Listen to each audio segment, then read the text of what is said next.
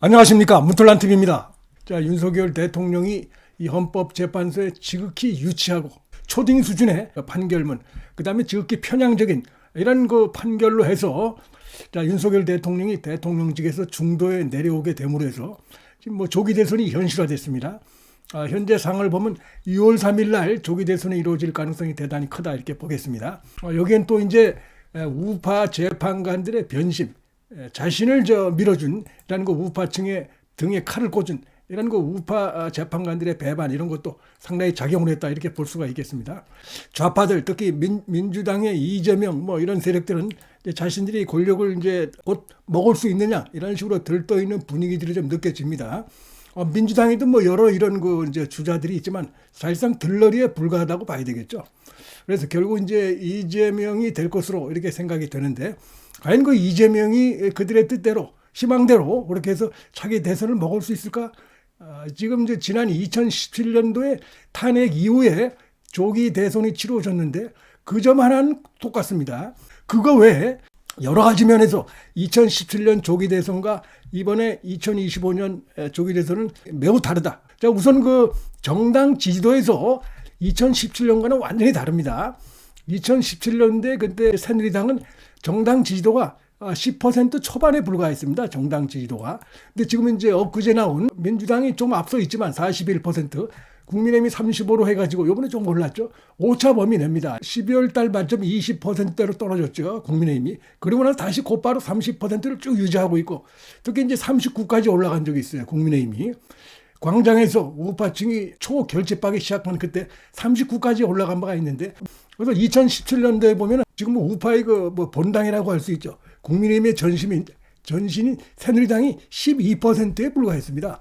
그 다음에 ARS 조사를 하게 되면은 국민의힘이 앞서 있는 조사들을 쉽게 발견할 수 있어요.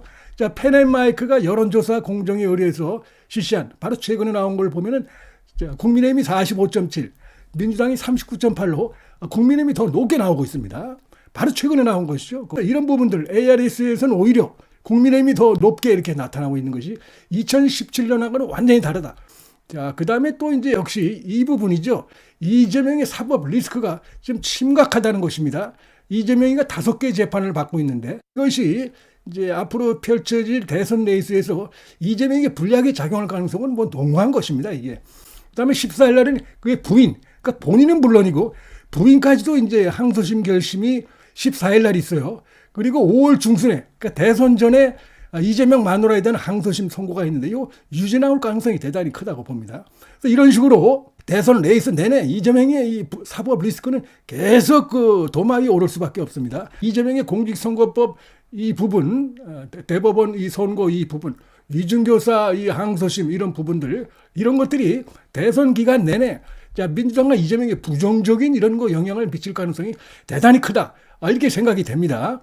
실제로 보면 한국갤럽 조사도 말이죠. 이재명의 기대와는 다르게 이렇게 나오지 않았습니까? 2심에서 이재명이 무죄를 받았는데 어떻게 생각하십니까? 물어봤더니 잘된 판결에다가 40, 잘못된 판결에다가 40정으로 나오고 지금 뭐 광주 전라만 빼놓고 나머지 지역에서 다 서울, 인천, 경기, 충청, 대구, 경북, 불경 할 것 없이 전부 잘못된 판결에다가 높게 나오고 있습니다. 선거법 2심에서 무죄 나왔기 때문에 희낙낙 했을 수가 있는데 지금 한국갤럽 조사에서는 정반대로 나왔어요. 지금.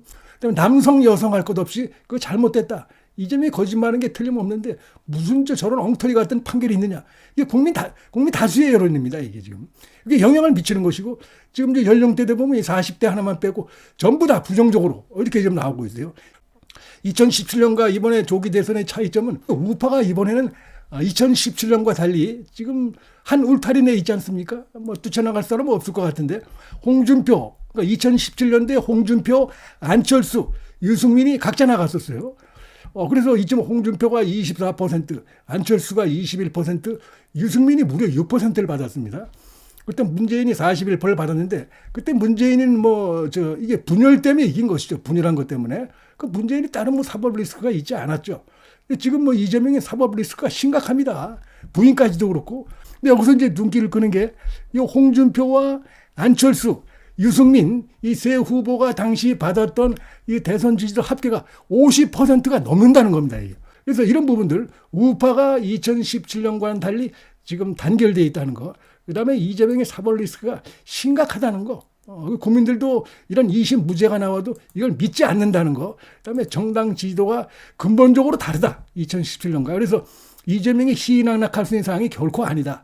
사실 뭐 이재명은 리스크들, 아킬레스건들이 많습니다. 사실은. 그래서 과연 이재명이가 이게 대선에 나갈 수 있겠느냐, 나가서 되겠느냐라는 근본적인 회의감을 드는 이런 그 중요한 굵직굵직한 일종의 그 옐로우 카드가 켜진 이런 상태라고 볼 수가 있어요. 올해 초에 실시한 여론조사에서 다른 그 주자들에 비해 압도적으로 비호감도가 높습니다. 이재명이.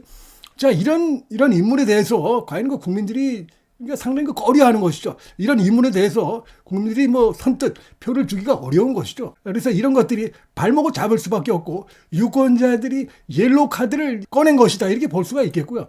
뭐 이런 조사도 있었죠. 대통령으로 절대 찍고 싶지 않은 후보에도 역시 이재명이 압도적입니다. 압도적. 다른 후보들에 비해서 압도적으로 1위, 불명예 1위를 하고 있는 이런 조사도 나온 바가 있습니다. 이게 뭐 지금도 별로 변화가 없습니다. 여기는. 그 다음에 또 이런 조사도 있었습니다. 가장 폭력적일 것 같은 정치인에도 역시 이재명이 압도적으로 1위입니다. 이게 지금 아주 부정적인 것들입니다.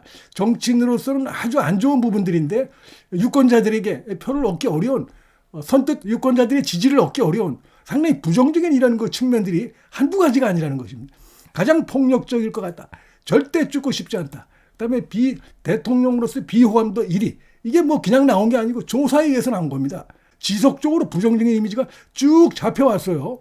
최근에 나온 한국갤럽 조사 보면은 공직선거법 2심 무죄 이해할 수 없다. 잘못됐다는 여론이 더 높게 나오고 있습니다. 다 연결돼 있다고 볼 수가 있고요. 그다음에 뭐 예를 들면은 한국갤럽과 NBS 조사도 보게 되면은 자, 지금 이재명이 그 30% 초반에 갇혀 있다는 거.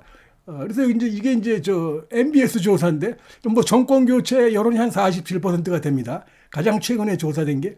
근데 이재명이 보면은 정권 교체는 47%인데 이재명의 지도가 이제 31%인데 뭐 중도에서 한 36% 받았다고 하는데 그런 이제 호감도 비호감도를 물어보면은 지금 호감도가 30% 초반이지만 비호감이 60일로 나타나고 있어요. 비호감이.